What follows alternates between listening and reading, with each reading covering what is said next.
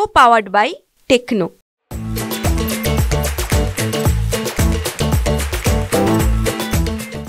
लातूर जिल्ह्यातल्या 6 विधानसभा जिंकण्यासाठी जशी काँग्रेस अग्रेसर झालेली पाहायला मिळते, आपण त्यानंतर जर आपण पाहतो आहोत लातूर जिल्ह्यामध्ये भाजप कुठेतरी अग्रेसर होताना पाहायला मिळते आहे। लातूर जिल्ह्यातल्या औसा आणि निलंगामध्ये भाजपाची ताकद आहे, मात्र उदगीरमध्ये देखील आता भाजप आपले पाय रोवताना पाहायला मिळते आहे। राष्ट्रवादी काँग्रेसची इथे जागा आहे। विद्यमान मंत्री जे आहेत संजय बनसोडे यांना उमेदवारी जाहीर केलेली आहे अजितदादा गटानं आणि ते त्यांची तयारी करतात। मात्र हे करत असताना देखील भाजपा कुठेतरी या मतदारसंघामध्ये उदगीर आणि जळकोट तालुक्यामध्ये आपली वेगळी ताकद आजमावताना पाहायला मिळते आहे। वेगळी तयारी जी आहे ती भाजपकडनं सुरू आहे। मला सांगा, भाजपकडनं तुम्ही तयारी करताय, इथे तर राष्ट्रवादी काँग्रेसचे विद्यमान मंत्री आहेत, आमदार आहेत आणि वेगळं तुम्ही गावोगाव फिरून भाजपाचा प्रचार करताय। नमस्कार, मी दिलीप कुमार राजेंद्र गायकवाड, प्रदेश उपाध्यक्ष भारतीय जनता पार्टी अनुसूचित जाती मोर्चा।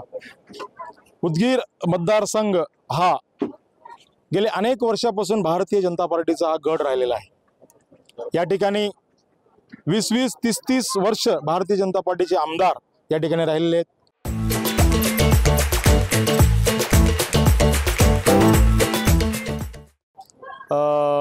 गुंडेले साहेब असतील, आमदार जी नावंदीकर साहेब असतील, त्याच्या बाद 2 वेळेस सन्माननीय भालेराव साहेब निवडून आलेले आहेत।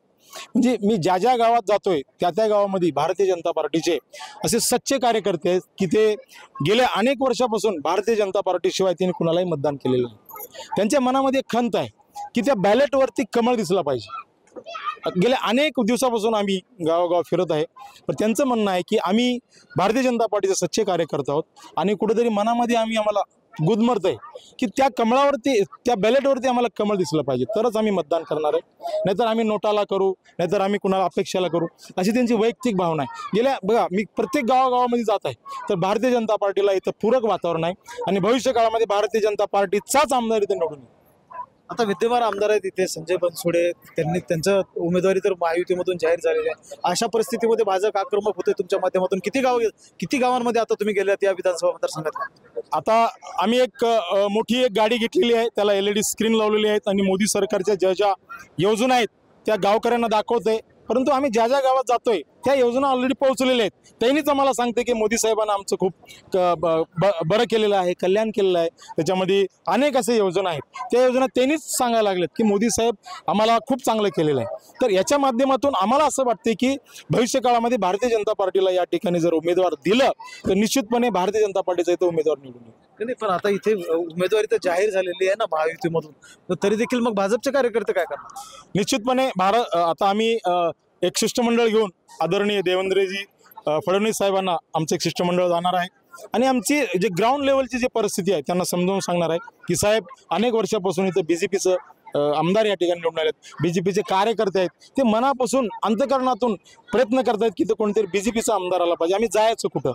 कारण काय, त्यांना जे आता इथले जे विद्यमान आमदार आहेत, मंत्री महोदय आहेत, ते आहेत राष्ट्रवादीचे, आपल्या घड्याळ चिन्हाचे, की त्यांना असं म्हणजे डायरेक्टली बघा, घरामध्ये आपण कसं असतं इमिडिएटली जाऊ शकतो, आपलं स्वतःचं घर असेल तर दुसऱ्याचं घर असेल तर आपण थोडंसं अडकत जातो। त्यांना असं वाटतं की आपलं स्वतःचं घर इथं असलं पाहिजे, स्वतःचे आपले कार्यकर्ते असले पाहिजे। तर निश्चितपणे आम्ही एक शिष्टमंडळ मुंबईला घेऊन जाणार आहे। आमचे जे प्रदेश अध्यक्ष सन्माननीय बावळकुळे साहेबाला यांची परिस्थिती सांगणार आहे, त्यांनी पॉझिटिव्ह विचार करतील की बाबा हे उदगीर अनेक वर्षापासूनचे BJPचं जे गड आहे आणि आपण हे राखला पाहिजे आणि इथल्या कार्यकर्त्याला जीवदान दिलं पाहिजे, ही माझी प्रामाणिक भूमिका आहे। आपण जर पाहिलं तर अहमदपूरमध्ये तिथले भाजपचे जिल्हाध्यक्ष असतील किंवा स्थानिक पातळीवरचे जे नेते असतील, गणेशदादा हाके वगैरे, यांनी बंड पुकारलेलं होतं आणि आम्ही राष्ट्रवादी काँग्रेसचे जे अजितदादा गटाचे आत्ताचे आमदार आहेत बाळासाहेब पाटील, त्यांना मतदान करणार नाही अशी भूमिका घेतली होती।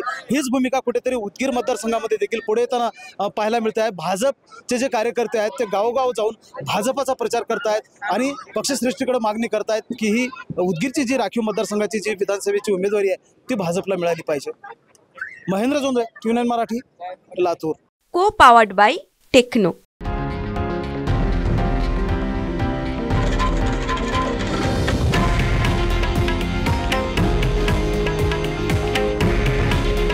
हे आहे देशातील नंबर 1 न्यूज नेटवर्क आणि आपण पाहत आहात TV9 मराठी।